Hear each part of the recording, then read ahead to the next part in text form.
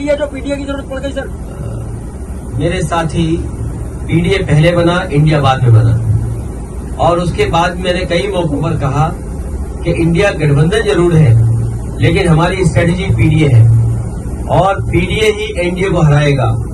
जहां तक सवाल प्रदेश में जहां चुनाव हो रहे हैं, ये बात इंडिया गठबंधन को साफ कर देनी चाहिए थी कि प्रदेश इस पर कोई समझौता नहीं होगा। मुझे लगा जब मध्य प्रदेश के नेता ने और उनके जो पूर्व मुख्यमंत्री रहे, उन्होंने हमसे जब बात की और कहा कि आप किन सीटों को चाहते, तो मैंने उत्तर प्रदेश में या मध्य प्रदेश में जो समाजवादी पार्टी की परफॉर्मेंस थी समय के चुनाव में, वो पूरी परफॉर्मेंस भेज दी।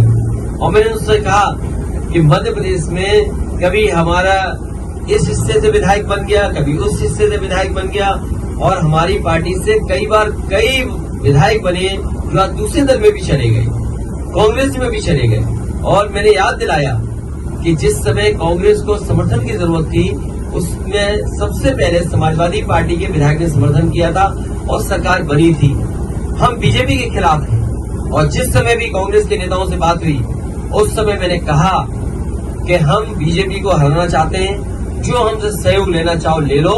और उस समय उन्होंने बैठक करके, रात में 1 बजे बैठ करके, जिसमें हमारी पार्टी के एमएलसी रहे श्याम सुंदर जी, विधायक रहे दीपक, हमारे प्रदेश के अध्यक्ष, पार्टी के संगठन के डॉक्टर मनोज, इन लोगों ने बैठ करके कांग्रेस के वरिष्ठ नेता, दोनों पूर्व मुख्यमंत्रियों से बात की।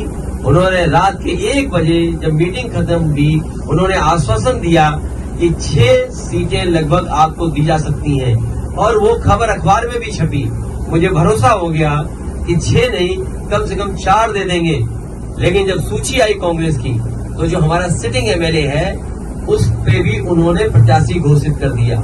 इसलिए मजबूरी में समाजवादियों को अपने जहां मजबूत क्षेत्र है, वहां पर कार्यकर्ताओं की भावना को समझते हुए हमें लड़ाना पड़ रहा है। मैं ये भरोसा दिलाता हूं कि समाजवादी पार्टी उन्हीं सीटों पे लड़ेगी जहां पार्टी का संगठन है, या संगठन उनको कहेगा हम बीजेपी को हराना चाहते हैं, उस लक्ष्य में हम लोग आगे बढ़ेंगे।